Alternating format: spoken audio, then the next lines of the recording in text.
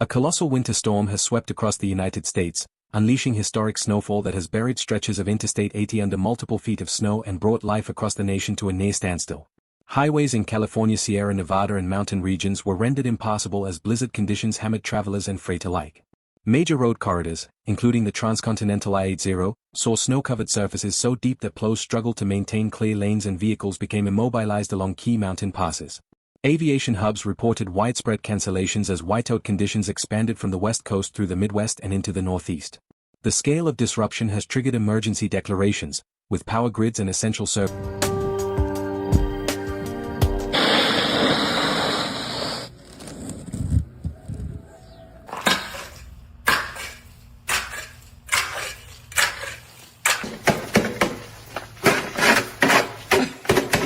Here is the important part.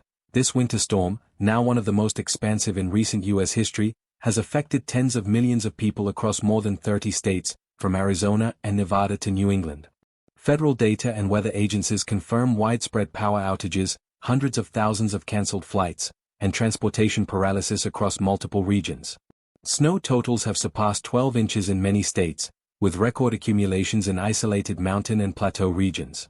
Interstate 80, a critical east-west artery, experienced closures and severe travel disruption as snow drifts measured in feet rather than inches in high-elevation segments of Nevada and California. States of emergency have been declared from the Rockies to the East Coast, with federal and local emergency management authorities mobilizing resources to respond to the crisis. Not sure how much splitting we're gonna get done this weekend. It is nasty.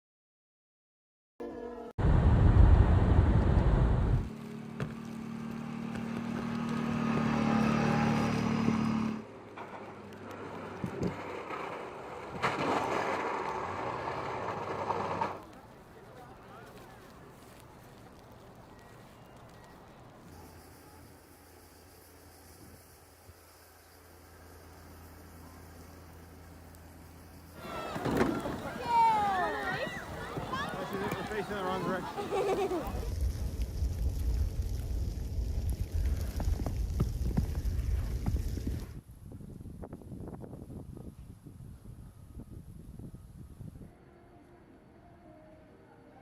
The storm system responsible for this disruption is a large-scale winter cyclone born from an unusually strong polar vortex that plunged southward from the Arctic.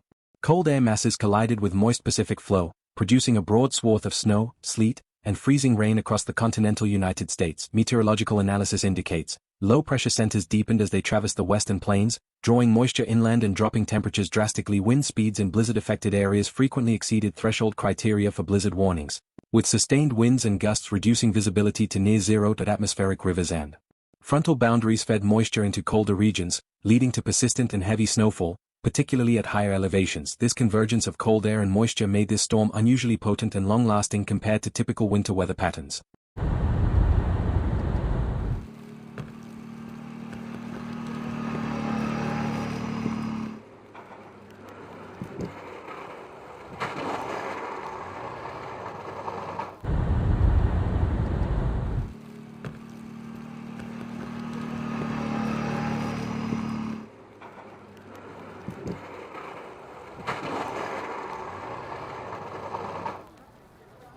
At least 38 deaths have been attributed nationwide to the winter storm, with causes ranging from exposure and hypothermia to vehicle accidents and cardiac events related to snow removal activities. Several fatalities were among people experiencing homelessness in urban centers, where temperatures dropped to their lowest readings in years. In rural and mountainous areas, stranded motorists and truck drivers faced extended waits for rescue or clearance operations as blizzard conditions persisted. Vulnerable populations, the elderly, those with chronic medical conditions, and residents dependent on electrically powered medical equipment, were particularly at risk during prolonged power outages and blocked access to emergency services. Infrastructure systems across the United States were severely stressed. More than 1 million power outages were reported at the storm's peak, as heavy snow and ice accumulation damaged transmission lines and downed trees. Transportation networks suffered extensive disruptions. Air travel saw tens of thousands of cancellations nationwide, with major hubs in the Midwest and Northeast particularly affected. Rail and public transit systems operated on reduced schedules or were suspended altogether in some cities. Interstate routes, notably I-80 and other mountain crossings, were closed or intermittently blocked by drifting snow and accidents, delaying freight movement critical to supply chains. Utility companies reported crews working around the clock under hazardous conditions to restore service, but renewed snowfall and extreme cold hampered restoration efforts. State and federal response operations kicked in as the magnitude of the storm became clear. Governors in multiple states declared states of emergency, unlocking emergency funds and authorizing the deployment of National Guard units to assist with rescues, snow removal, and welfare checks. Local authorities established warming centers for residents without power or heat, prioritized clearing vital corridors for emergency vehicles, and urged residents to remain off the roads unless travel was essential.